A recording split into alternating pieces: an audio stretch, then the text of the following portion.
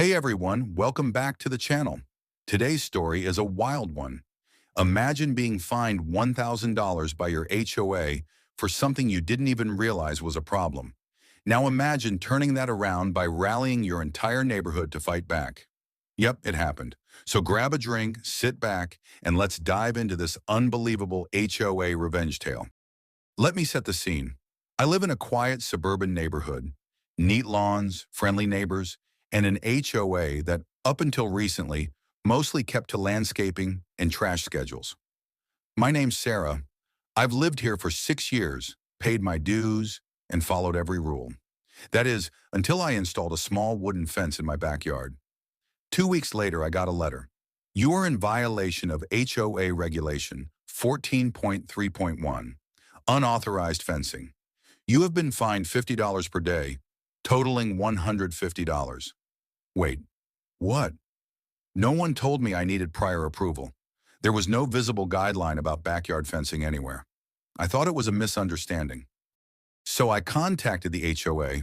A board member named Linda told me it was clearly in the handbook. When I asked for a copy, she sent me a PDF of outdated rules that didn't even mention fencing. I explained that I could remove it if it was really an issue, but she wasn't having it.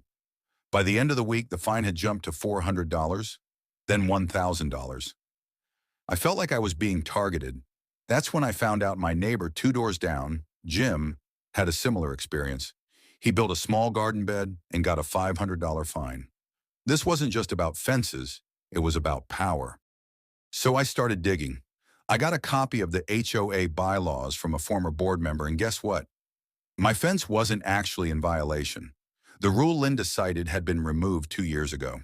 I took this to the board meeting. They shut me down. They told me I had misinterpreted the rules. That's when I had an idea. I wasn't going to fight alone. I knocked on doors, talked to my neighbors, and collected stories. Everyone had one. Unfair citations, unreturned emails, excessive fines. We created a petition demanding transparency, rule reviews, and suspension of all unjust fines.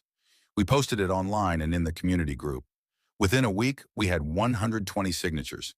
The next HOA meeting was packed. People who never attended before showed up in full force. We spoke one by one. Jim shared his $500 garden fine. Maria spoke about being fined for discolored grass during a drought. I presented the outdated handbook and the signatures. Then silence. The board looked cornered. Linda tried to regain control, but the damage was done. Someone motioned for a vote to replace board members. It passed overwhelmingly. By the end of the night, 3 board members resigned. New elections were scheduled. This story isn't just about a fence or a fine. It's about standing up when something feels wrong. HOAs are meant to protect communities, not control them. If you ever feel powerless, remember, one voice can start a conversation, but many voices can start a revolution. Thanks for watching. If you enjoyed this story, hit that like button, subscribe for more wild HOA tales, and drop a comment below if you've had a run-in with an overzealous HOA.